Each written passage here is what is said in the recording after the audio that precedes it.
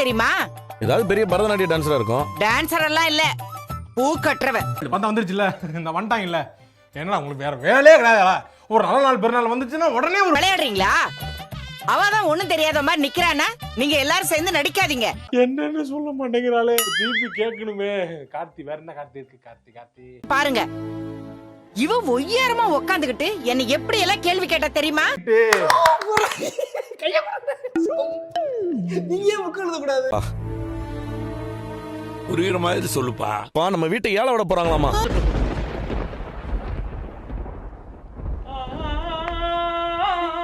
ஃபினான்ஷியருக்கு நம்ம மேல நம்பிக்கை இல்லைப்பா. அதனால வீட்டை ஏழை ஒருக்காக கோர்ட்ல அப்ளை பண்ணிருக்கதா வக்கீல் மேடம் சொல்றாங்க. மதிக்கிறதே கிடையாது. இந்த நாட்டை தூக்கி நிறுத்த போறதே அவங்க மேல நம்பிக்கை வைக்கணுமா வேணாமா?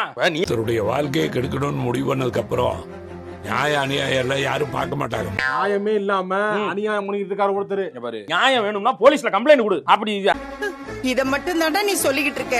ஆனா எதையும் செஞ்ச மாதிரி எனக்கு தெரியல. சங்கம் நெரிச்சிருக்கான். ஒரு நாஸ்டாலஜிக்கா இருக்குமோ நான் கேட்டேன். நாஸ்டாலஜியா எங்க அசிங்கமா கேட்டுருவேன் நான்.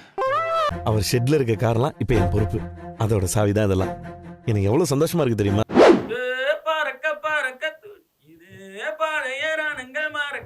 எவ்வளவு சந்தோஷமா இருக்கு தெரியுமா? எனக்கு என்னமோ நம்ம பெரிய ரிஸ்க் எடுக்கிற மாதிரி தெரியுது. டேபிள்ல கெஞ்சி கேக்குறேன், முடிச்சிட்டு போ. முடிச்சிருவாங்க. ஏன் நான் அப்படி சொல்லிட்டு இருக்கிற? இது நம்ம வாழ்க்கையை மாத்த போறதுக்கான ஒரு வாய்ப்பு. புரியுதா? புரியுது. புரிஞ்சுக்க, தெரிஞ்சுக்க, கரெக்டா இருந்துக்க. எப்படி? அப்படியே.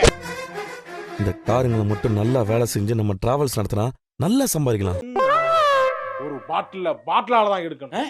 யோ, அது முள்ளால எடுக்கணும் தானே பழமொழி. சீக்கிரமா நம்ம பிரச்சனை எல்லாம் தீர்ந்துரும். அதனாலதான் சொல்றேன், இது நல்ல ஒரு வாய்ப்புன்னு. சாமி, இந்த தடவையாவது ஜெயிக்கவே அப்படின்னு நான் வேண்டேன். என்ன பண்றது?